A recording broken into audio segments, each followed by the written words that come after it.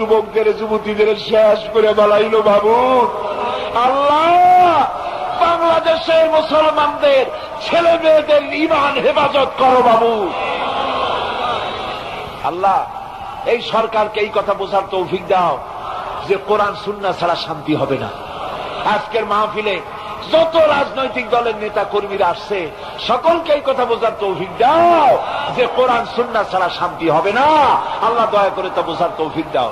আল্লাহ এই মাহফিল করার জন্য মেট্রোপলিটন কমিশন থেকে, সিটি কর্পোরেশন থেকে পারমিশন দিয়েছে। আল্লাহ তুমি তাদের জীবনকে শুদ্ধ করে দাও, কোরআনের হেদায়েত নসিব করে দাও।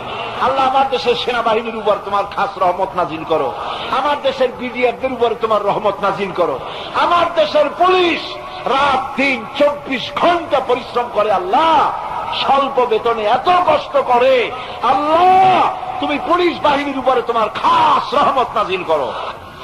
ربنا تقبل منا إنك أنت السميع العليم وتب علينا إنك أنت التواب الرحيم سبحان ربك رب العزة عما يصفون وسلام على المرسلين الحمد لله رب العالمين واجعل آخر كلمة عند الموت لا إله إلا الله محمد رسول الله।